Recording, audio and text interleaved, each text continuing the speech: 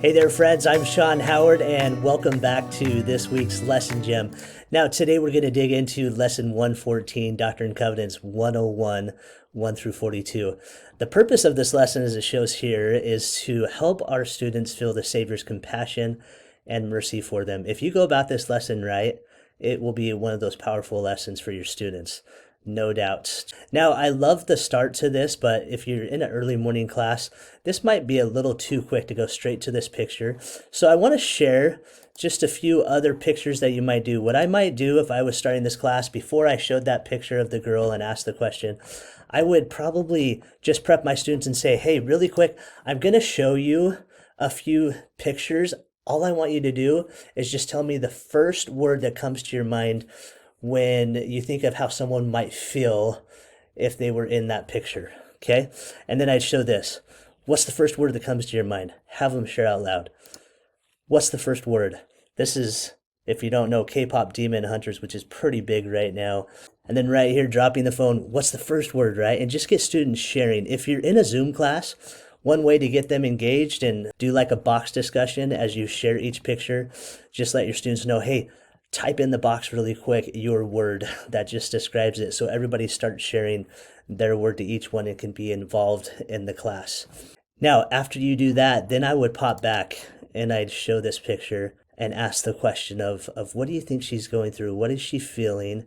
And you just want to get the students feeling and talking about some struggles or trials that we might go through in our lives.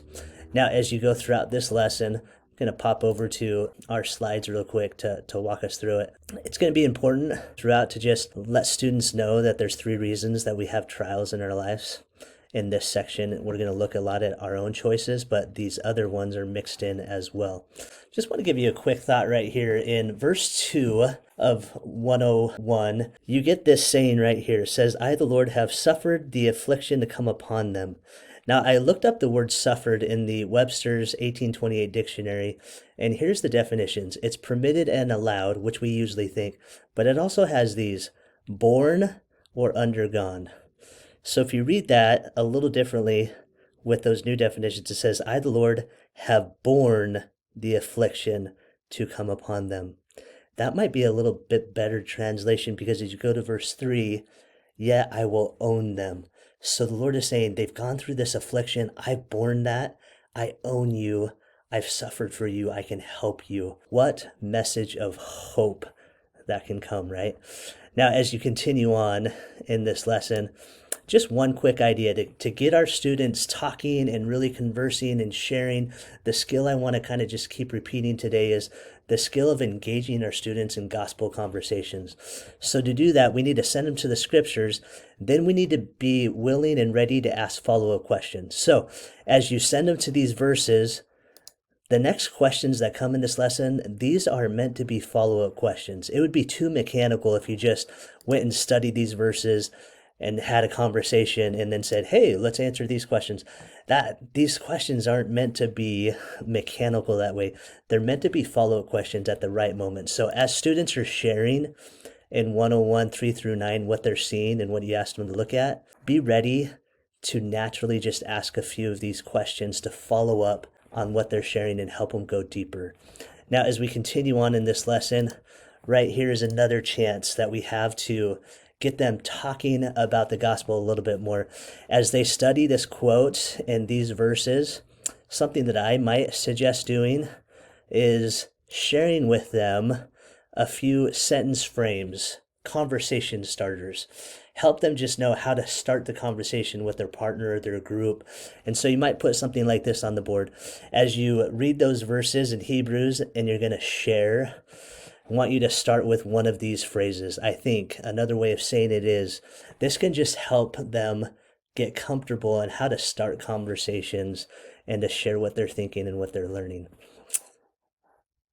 As we bounce back and go down, this is all great.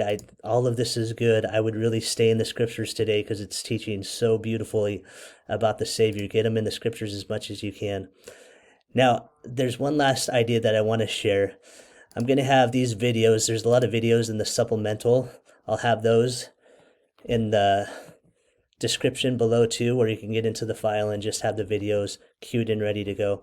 But I love this idea right here in the supplemental activities of possibly saving some time to study the millennium with our students here in these verses so that they can see the hope and the compassion and mercy that Jesus Christ has already planned for us as he comes again in this life. Now, to help you do that, it might be helpful. I've created just a little worksheet that you could use that will help students think about and get the conversation going in pairs or in groups. As they go through this activity, they could write down and they could share what they're thinking with each other.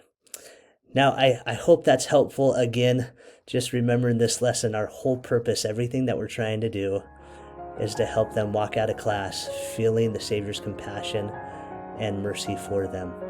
What a great opportunity and great scriptures to do that this week. Have a great week.